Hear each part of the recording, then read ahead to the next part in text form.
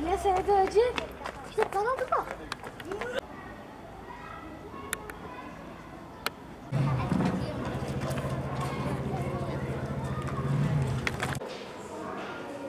Yok. Saat 5.30'da uyanma.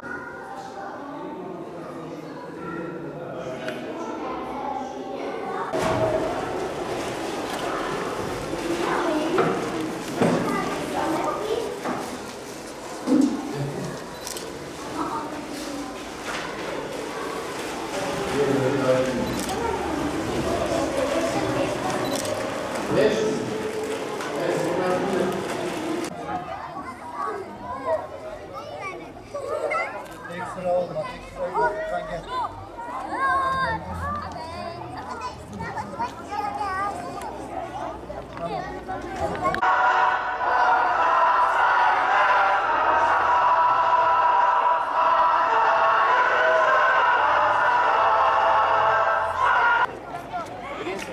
Haydi sınırlara girin. Yürüyerek haydi. Yavaş, yavaş. Sadece birler, sadece birler. İkiler dursun. Dur, ikiler dursun, iki dur.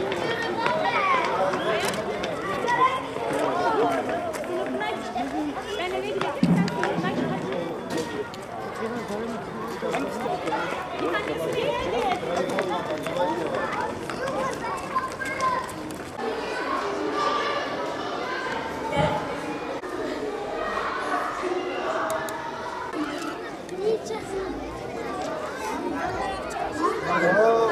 Evet, evet hazır mıyız? Komutan dedi ki bunlar, bunlar komutan olmak istiyorum. Evet, şöyle uçak yapalım. Evet. Hızlı bakalım en hızlı kim yapıyor? Bakalım.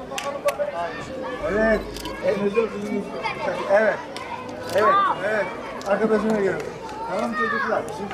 Çocuklar, şimdi çıkınca da görüşeceğiz sizinle, tamam mı?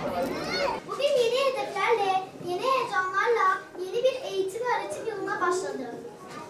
Sizler de bu heyecanımıza ortak olmaya teşrif ederek bizleri onurlandırdınız. Öncelikle okula yeni başlayan ana sınıfı ve 1. sınıf öğrencilerine ve ayrıca hepinizi çok sevdiğimiz, evimiz gibi gördüğümüz eğitim yılımıza hoş geldiniz diyorum.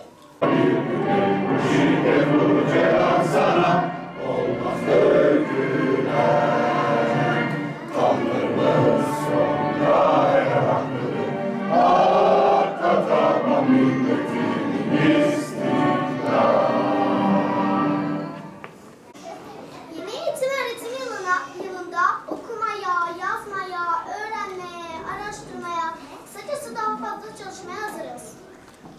Tüm öğrenci arkadaşlarımın adına şunu belirtmek isterim ki bizlere düşen en önemli sorumluluk ve görevin bize devletimiz, velilerimiz ve öğretmenlerimizce verilen emek, gösterilen sevgi ve fedakarlığı karşılığının daha fazla çalışmak olduğunu biliyoruz.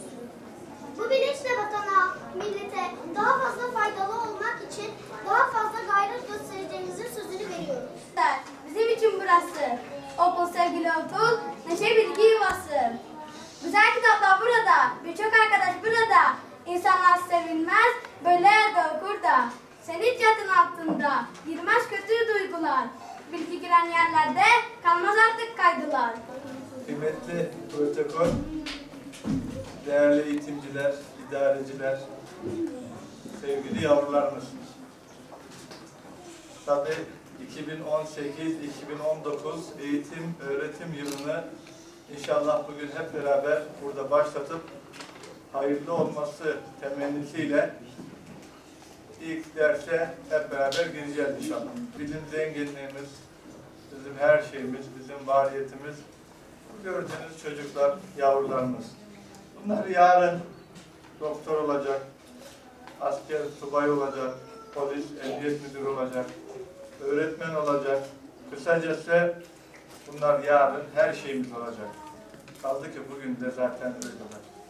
İşte bu yavrularımızı, çocuklarımızı geleceğe iyi hazırlamak ve ülkeyi daha sağlam ayaklar üzerine oturtmak için yavrularımızın eğitimine dikkat etmemiz gerekiyor.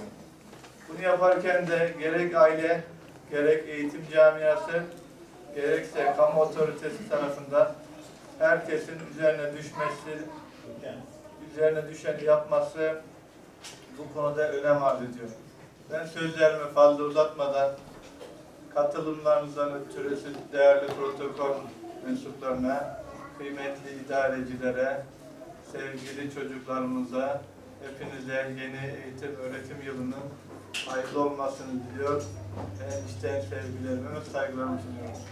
Size anlatayım mı?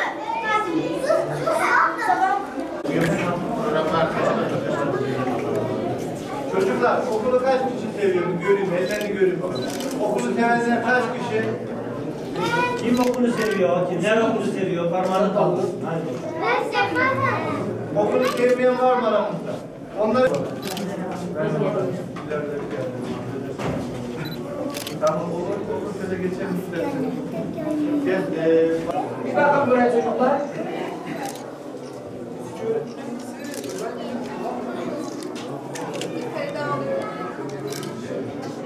şarkı bile... Evet. Büyüklerin misafiri.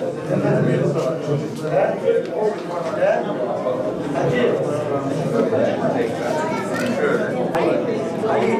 Benim adım Hüseyin. Hüseyin. Hüseyin. Benim doğum vardı. Tamam.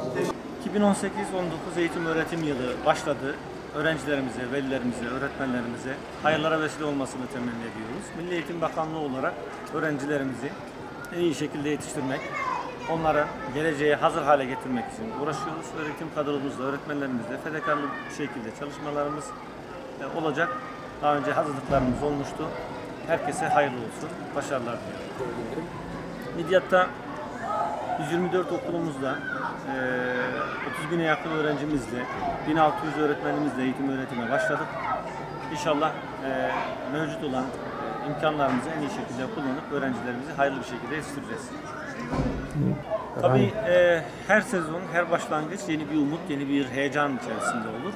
Yeni bakanımızın açıklamaları, Bakan Bey'in pozitif yaklaşımı, öğrencilerimizde, velilerimizde, öğretmenlerimizde bir heyecan oluşturdu. Güzel icraatlar olacağına inanıyoruz. Öğrencilerimize daha kaliteli, daha nitelikli bir eğitim vereceğiz inşallah. Adım Rojin, soyadım Akbulut. 9 yaşındayım. 4 sınıfı. Tatil iyi geçti.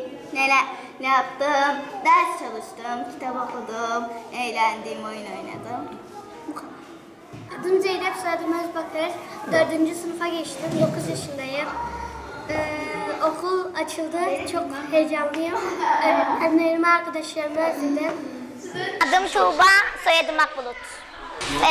Heyecan, sevinç, yani bir yanda da korku çünkü LGS sınavı var. Yani sıkılmıştım. 3 ay benim için 3 yıl gibi oldu.